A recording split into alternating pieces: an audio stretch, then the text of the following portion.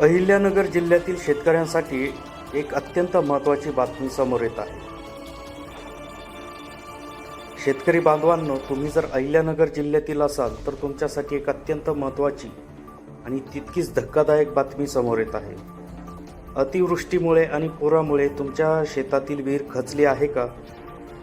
विहिरीतील गाळ खुपसण्यासाठी सरकारने कोट्यवधींचा निधी मंजूर केलाय, पण हा पैसा तुमच्यापर्यंत पोहोचलाय का की कागदावरच अडकलाय?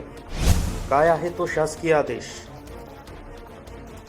जिल्हा अधिकारी कार्यालयाच्या रोजगार हमी योजना शाखेकडून दिनांक 24 जानेवारी 2026 रोजी एक मोठा आदेश काढण्यात आलेला होता।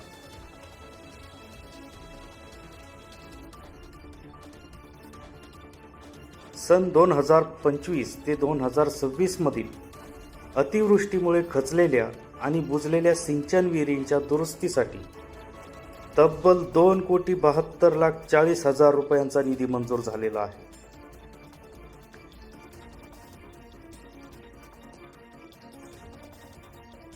यापैकी पहिल्या टप्प्यातील 301 पात्र शेतकऱ्यांच्या यादीनुसार 43,02,667 रुपये तातडीने वितरित करण्याचे आदेश जिल्हा अधिकारी डॉक्टर पंकज आशिया यांनी दिलेले आहेत।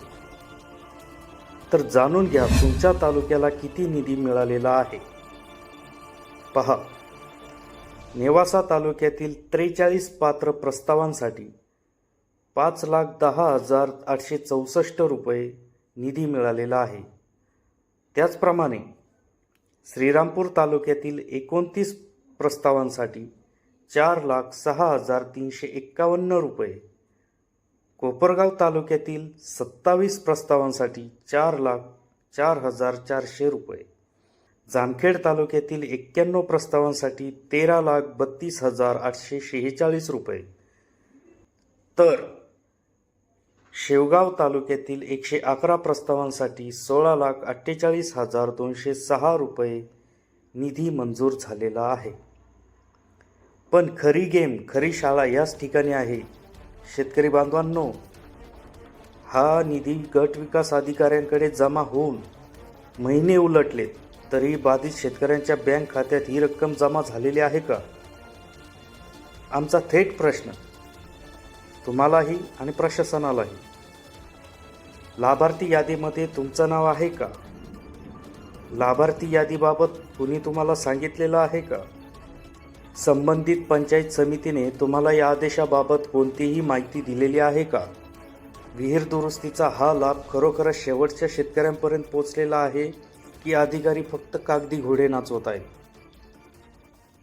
शेतकरी मित्रांनो, हा व्हिडिओ अहिल्यानगर जिल्ह्यातील प्रत्येक शेतकरी ग्रुपवर शेअर करा, जेणेकरून शेवटच्या शेतकऱ्यांपर्यंत हा लाभ मिळाला पाहिजे।